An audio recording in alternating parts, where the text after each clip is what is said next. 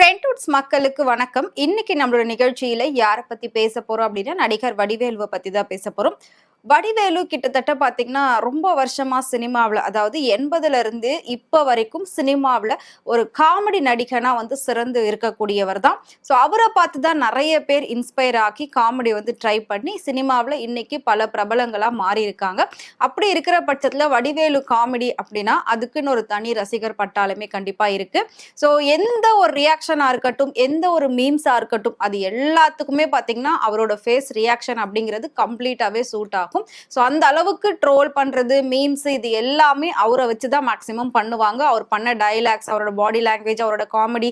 So இந்த மாதிரி எல்லா விஷயத்தையும் வச்சு தான் இப்ப வந்து யங்ஸ்டர்ஸ் எல்லாமே ட்ரோல் பண்ணிட்டு இருக்கிறது, காமெடி பண்றது, மீம்ஸ் போடுறது இந்த மாதிரி விஷயங்கள்லாம் பண்ணிட்டு இருக்காங்க. ஆனா ஆரம்ப காலகட்டத்தில இருந்து வடிவேலு இப்படி ஒரு நிலைமைக்கு வர்றதுக்கு எவ்வளோ கஷ்டப்பட்டிருப்பாரு அப்படின்றது நம்ம எல்லாருக்குமே தெரியும்.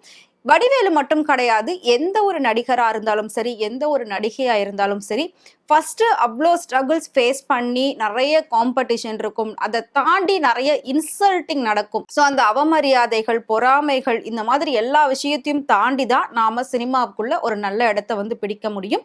ஸோ அப்படிதான் வடிவேலுவ நெறைய பேர் வந்து டைரக்டர்ஸ்லாம் ரிஜெக்ட் பண்ணியிருக்காங்க. ஸோ வடிவேலுவ ஒரு சில இடத்துல காமெடியனா காட்டும்போது, இதுக்கு ஒரு பேர் இருந்தா நல்லா இருக்குமே அப்படின்லாம் சொல்லி நெறைய வந்து கேர்ள்ஸ் எல்லாம் அப்பவே அப்ரோச் பண்ணியிருக்காங்க. நடிகை கோவை சரளா தான். ஸோ அவங்க ஆல்ரெடி நெறைய படங்கள் ஆச்சி மனோரமா காலத்துல இருந்து நெறைய பண்ணியிருக்காங்க. ஸோ வடிவேலு கூட பேர் பண்ணும்போது அந்த காம்பினேஷன் எப்படி ஒர்க் அவுட் ஆகும், நான் அதெல்லாம் பண்ண முடியாது அப்படின்ற மாதிரி அவங்க சொல்லியிருக்காங்க. பட் டைரக்டர் வந்து ரொம்ப கம்பல் பண்ணி இல்ல பண்ணுங்க அது நல்லா இருக்கும் அப்படின்ற மாதிரி சொல்லி 2 பேருக்கும் ஃபர்ஸ்ட் டைமா ஒரு படத்துல பேர் கொடுத்திருக்காங்க. ஸோ அது வந்து வேற லெவல்ல ஒர்க் அவுட் ஆயிருக்கு. பட் அதுல கண்டிஷன் வந்து கோவை சரளா போட்டிருக்காங்க. என்ன மாதிரி கண்டிஷன் அப்படின்னா, நான் வந்து பேரா நடிக்கணும் அப்படின்னா, அவருக்கு கீழ தாழ்ந்து போற மாதிரி நான் கண்டிப்பா நடிக்க மாட்டேன். நான் அவர அடிக்கிற மாதிரி, உதைக்கிற மாதிரி தான் பண்ணுவேன். அதாவது செந்தில், கவுண்டமணி இருப்பாங்க. கவுண்டமணி எப்பவுமே செந்தில அடிச்சு, அடிச்சு, அடிச்சு தான் அவர் பெரிய ஆளா ஆயிருப்பாரு. அதே மாதிரி செந்திலும் அடி வாங்கி, அடி வாங்கி, அடி வாங்கி தான் பெரிய ஆளா ஆயிருப்பாரு. அப்படி இருக்கிற பட்சத்துல, அந்த மாதிரி ஒரு காம்பினேஷன் எங்களுக்கு குடுங்க. நாங்க அப்படி பண்றோம். நான் வந்து அவர போட்டு அடிக்கிற மாதிரி இருக்கணும் அப்படின்ற சீன்லாம் அவங்க கேட்டு வாங்கியிருக்காங்க. அந்த மாதிரி தான் ஒவ்வொரு விஷயமும் அவங்களுக்குள்ள அந்த ஒரு காமெடி சென்ஸ் எல்லாம் பயங்கரமா ஒர்க் அவுட் ஆக ஆரம்பிச்சது. இதுல வந்து பாத்தீங்கன்னா கொஞ்ச நாளுக்கு அப்புறமா வடிவேலு இந்த மாதிரி காமெடி பண்ணி பண்ணி பண்ணி பீக்ல வந்துட்டாரு. அந்த டைமிங்ல காமெடிக்கு அப்படின்னாலே 2 லெஜண்ட், அதாவது ஒன்னு வந்து விவேக் சார், இன்னொன்னு வந்து வடிவேலு, அந்த லெவலுக்கு வந்துட்டாங்க. 2 பேருமே அவ்வளோ ஒரு காம்படிஷன்ல முக்கியமா மேக்சிமம் பாத்தீங்கன்னா மெஜாரிட்டி படங்கள் வந்து வடிவேலுக்கு தான் இருக்கும். விவேக் சாரோட காமெடி அப்படின்றது ரொம்ப யூனிக்கானது. அது காமெடி மாதிரி இருக்காது, பட் ரொம்ப யோசிக்கக்கூடிய ஒரு விஷயமா தான் இருக்கும். அதுக்குள்ள அவ்வளோ விஷயங்கள் ஒளிஞ்சிருக்கும். அதை காமெடியா சிம்பிளா சொல்லிட்டு போவாரு விவேக் சார். அது வந்து ஒரு தனி ஸ்டைல். பட் வடிவேலு காமெடியாவே இறங்கி எல்லாரும் சிரிக்க வைக்கிற மாதிரி பண்ணுவாரு. அது அவரோட ஸ்பெஷாலிட்டி. அப்படி இருக்கிற பட்சத்துல பாத்தீங்கன்னா வடிவேலு பீக்ல போய்கிட்டு இருக்கிறப்போ கோவை சரளாக்கு வயசாக அவங்களுக்கான பட வாய்ப்புகள் குறைய ஆரம்பிச்சிருச்சு. இத பார்த்த கோவை சரளா என்ன பண்ணாங்க அப்படின்னா, நம்ம வந்து வடிவேலு கூட சேர்ந்து இருந்தோம் அப்படின்னா நமக்கு இன்னும் பட வாய்ப்புகள் நிறைய வரும் அப்படின்னு சொல்லி அவங்க வடிவேலோட சேர்ந்து நிறைய விஷயங்கள் வந்து பண்றது. இன்னைக்கு வரைக்கும் பாத்தீங்கன்னா 40 வயசை தாண்டியும் கல்யாணம் பண்ணிக்காம இருக்கிற ஒரு சில நடிகைகள்ல கோவை சரளாவும் ஒருத்தர். அந்த மாதிரி ஒரு லிஸ்ட் எடுத்தாலே அதுல ஃபர்ஸ்டா கோவை சரளா தான் வருவாங்க.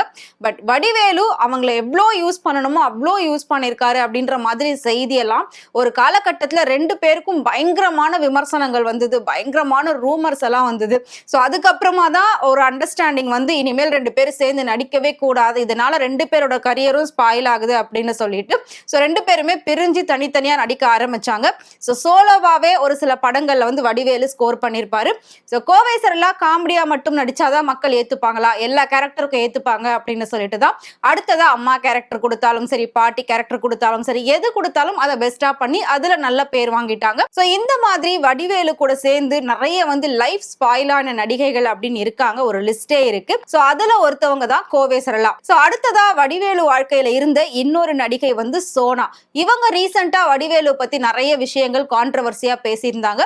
சோனா அப்படிங்கிறவங்க எந்த ஒரு அறிமுகமோ இல்லாம, எந்த ஒரு பின்புலமோ இல்லாம சின்ன சின்ன கேரக்டர் கேரக்டர் பண்ணிட்டு ஸோ அதுக்கப்புறம் கூட அவங்களுக்கு பெரிய அளவுக்கு வாய்ப்புகள் கிடைக்கல. அதனால அவங்க வந்து கொஞ்சம் கிளாமரா இறங்கி பண்ண ஆரம்பிச்சுட்டாங்க.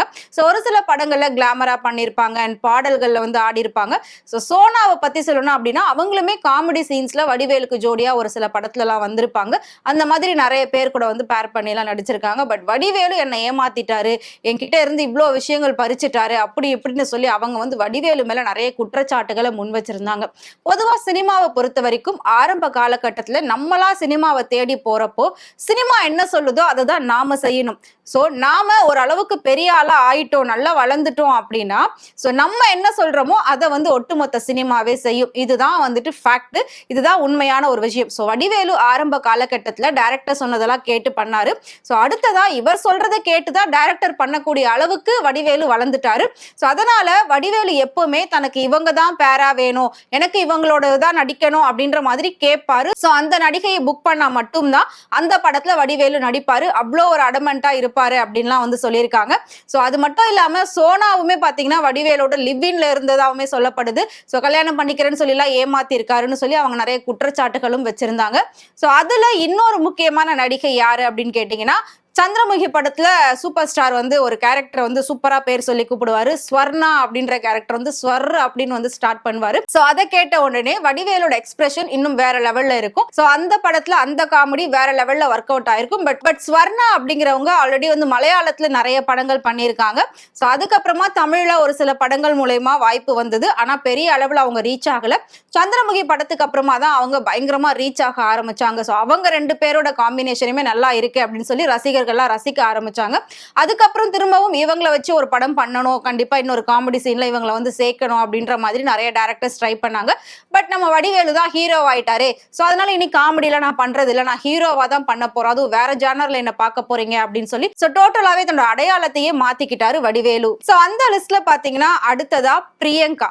பிரியங்கா அப்படின்றவங்க பல சீரியல்ஸும் பண்ணியிருக்காங்க, பல படங்கள் நடிச்சிருக்காங்க, டான்ஸ் எல்லாம் ஆடுவாங்க, எல்லாத்துலயும் பாத்தீங்கன்னா அவங்க இருப்பாங்க. ஒண்ணு வடிவேல் கூட பேர் பண்ணி நடிப்பாங்க, இல்லாட்டி விவேக் சாரோட பேர் பண்ணி நடிப்பாங்க. சோ அந்த அளவுக்கு பிரியங்கா நிறைய படங்கள் பண்ணியிருக்காங்க. ஆனா இன்னைக்கு வரைக்கும் அவங்களுக்கான ஒரு ரெகக்னைசேஷன் கிடைச்சதா அப்படின்னு கேட்டா கண்டிப்பா கிடைக்கல. சோ அடுத்ததா அப்படியே சீரியல் எல்லாம் அவங்க கொஞ்சம் மாறிட்டாங்க. பட் அவங்களோட பேக் ஸ்டோரி கேட்டோம் அப்படின்னா டோட்டலாவே வேற மாதிரி இருக்கும். நாம அவங்கள படத்துல பார்த்து புரிஞ்சுக்கிட்ட ஸ்டோரி அப்படின்றது வேற மாதிரி இருக்கும். சோ அவங்களும் வடிவேலை நம்பி நிறைய நாள் வந்து தன்னோட லைஃபையே ஸ்பாயில் பண்ணிருக்காங்க. சோ இவர் என்ன சொல்றாரோ அதை நாம கேட்கலாம், அப்படி கேட்டா நமக்கு நிறைய பட வாய்ப்புகள் வரும் அப்படின்னு சொல்லி தன்னோட வாழ்க்கையவே வந்து நிறைய நடிகைகள் இந்த மாதிரி அழிச்சிருக்காங்க. சோ இதை வடிவேலுமே பயங்கரமா பயன்படுத்திக்கிட்டாரு அப்படின்னு சொல்லி ஒரு சில காலகட்டத்துல பயங்கரமா கிசுகிசுக்கள் பேசப்பட்டது. சோ பிரியங்காவை தாண்டி மின்னல் தீபா, வாமா மின்னல் அப்படின்ற அந்த காமெடியை யாராலையும் மறக்க முடியாது.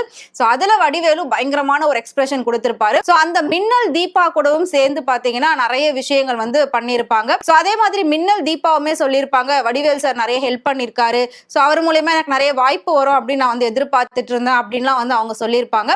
சோ வடிவேலை பொறுத்த வரைக்கும் நடிகைகள் எல்லாருமே அவர் சொல்றதை கேட்கணும், அவர் கண்ட்ரோல்ல இருந்தா அடுத்தடுத்த வாய்ப்புகள் வரும் அப்படின்ற ஒரு நம்பிக்கையில அந்த நடிகைகள் ஒத்துக்கிட்டு கண்ட்ரோல்ல இருப்பாங்க. பட் பெரிய அளவுல அவங்களுக்கு எல்லாம் வாய்ப்பு வரவே கிடையாது, அவங்க எல்லாம் பெரிய ஆளாவும் ஆகல. பட் இவர் மட்டும் ரொம்ப வளர்ந்துகிட்டே போனாரு. சோ இண்டஸ்ட்ரியில இந்த மாதிரி விஷயங்கள் நடக்கிறது அப்படிங்கிறது ரொம்பவே சாதாரணமா ஆயிடுச்சு. இந்த மாதிரி ஒருத்தரை நம்பி இன்னொருத்தர் ஏமாத்தப்படுறது அப்படின்றதுதான் இன்றைய காலகட்டத்துல ரொம்பவே அதிகமா இருக்கு. சோ இவ்வளோ நடிகைகள் வடிவேலுவால தன்னோட வாழ்க்கையை இழந்திருக்காங்க, நிறைய பிரச்சனைகளை வந்து எதிர்கொண்டிருக்காங்க. ஆனா இவங்களுக்கு அதுல எந்த ஒரு பயனும் கிடையாது. அவர் வந்து ஆஹா ஓஹோன்னு வளர்ந்துட்டாரு. சோ அந்த மாதிரி ஒவ்வொரு படத்திலையும் அவருக்கான அங்கீகாரம் அவருக்கு கிடைச்சது. பட் அவர் கூட இருந்ததுக்கு நமக்கு என்ன கிடைச்சது அப்படின்னு கேட்டா ஏமாற்றம் மட்டும்தான் அப்படின்னு சொல்லி பல நடிகைகள் பேசியிருக்காங்க. சோ இந்த மாதிரி விஷயங்கள்ல மாட்டாத நடிகர்களே கிடையாது. ஹீரோக்கள் தான் இப்படி பண்ணுவாங்களான்னு கேட்டா கண்டிப்பா கிடையவே கிடையாது. சோ காமெடியன்லயும் பாத்தீங்கன்னா ஒரு சிலர் இந்த மாதிரி விஷயங்கள்லாம் பண்ணிட்டு இருக்காங்க. சோ வடிவேலுவை பத்தி நீங்க என்ன நினைக்கிறீங்க அப்படின்றத மறக்காம கமெண்ட்ல சொல்லுங்க.